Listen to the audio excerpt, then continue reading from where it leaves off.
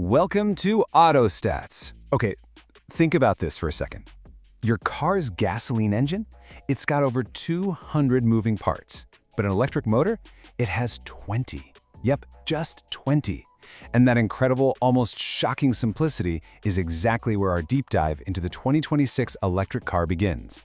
I mean, this isn't just some small difference, it's a completely different philosophy of engineering.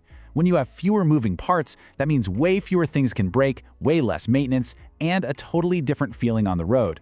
It's the whole reason EVs don't need oil changes or spark plugs or timing belts. And this is where it gets really crazy. A typical gasoline engine wastes a staggering 65% of its energy. It's just lost as heat and noise. An EV motor, on the other hand, turns about 95% of the energy from the battery directly into getting you down the road. It's quiet, it's direct, and it is just unbelievably efficient. So, how does all that efficiency actually get power to the wheels? Well, let's take a look inside the EV drivetrain. You'll see it's a much simpler, kind of more elegant system that swaps out hundreds of mechanical bits and pieces for just a few key electronic components. It pretty much all boils down to this simple three-step dance. Just think of the battery pack like the gas tank. It's storing all the juice. Then you've got the inverter, which acts like a translator, changing the battery's DC power into the AC power the motor wants. And finally, that electric motor uses the power to give you that instant, silent acceleration. Now that battery pack isn't one size fits all. Automakers have a big choice to make. They can go with NMC, that's nickel manganese cobalt, which is great for packing in the most energy for maximum range. Or they can use LFP, lithium iron phosphate, which is all about value and long-term durability. It's really just a trade-off between range and cost. And here is a feature that honestly feels a little bit like magic: regenerative braking. The second you lift your foot off the accelerator, the motor actually runs in reverse, turning into a mini generator. It captures all that forward momentum, energy that's normally just wasted as heat, and sends it right back to the battery. It can boost your city range by up to 30%, and get this, it means you barely ever have to replace your brake pads. All right, let's talk about the big one. For years, the number one complaint about EVs has been, how long does it take to charge? Well, a new technology is here, and it is completely changing the game. I'm talking about the 800-volt revolution. It's pretty simple, really. By doubling the car's electrical system from the usual 400 volts up to 800, cars like the Hyundai Ioniq 6 can just suck up electricity way faster. We're talking about going from a 10% charge to an 80% charge. That's almost 300 miles of range in just 18 minutes. Seriously, a quick coffee break is now a nearly full battery. And here's the best part. This super fast charging is about to be everywhere. Starting in 2026, pretty much every new EV is going to use what's called the NACS plug. That means they'll have access to Tesla's supercharger network, which has always been the biggest and most reliable network in the country.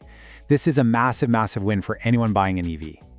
Okay, let's have an honest conversation about the number one concern for almost every new EV buyer: range.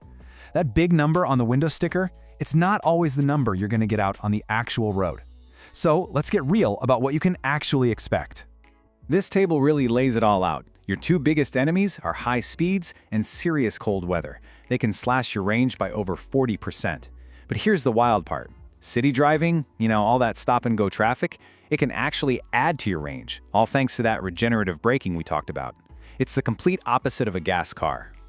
If this is the kind of straightforward, no-nonsense data you're looking for, do us a favor and hit that subscribe button right now. That way you won't miss any of our future deep dives.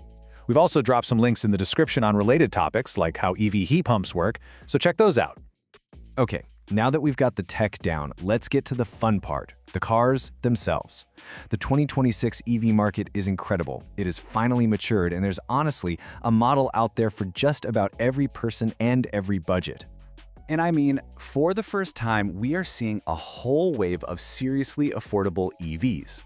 The Nissan Leaf is back as this cool little SUV, the Chevy Bolt has been relaunched as America's cheapest EV, and the Equinox EV brings that popular family SUV size into a really affordable price range.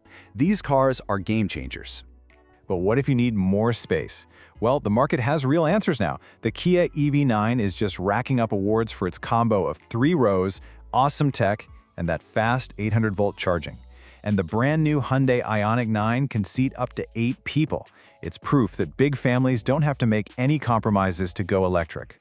Oh, and the truck world, It's being totally turned on its head. The Chevy Silverado EV has the longest range of any electric truck you can buy, 450 miles. And the Ford F-150 Lightning, well, it's not just a truck anymore. It's basically a mobile power station that can run your tools on a job site or even power your house during a blackout.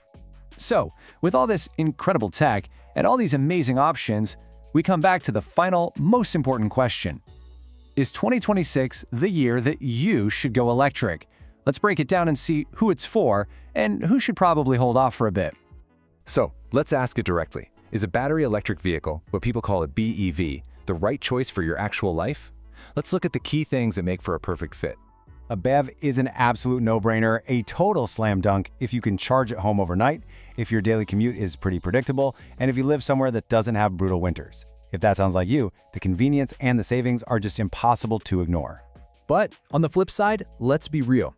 If you live in an apartment and you don't have a dedicated place to charge, or you take a lot of spontaneous long road trips where chargers might be scarce, it might be smart to wait. The tech is fantastic, but it has to fit your life, not the other way around. But for the people it does fit, wow. The financial side of it is just so compelling. When you add up what you save on gas and all that maintenance you don't have to do, a high-mileage driver can easily save $2,000 to $3,000 a year. Over the life of a car, that's just a huge pile of cash.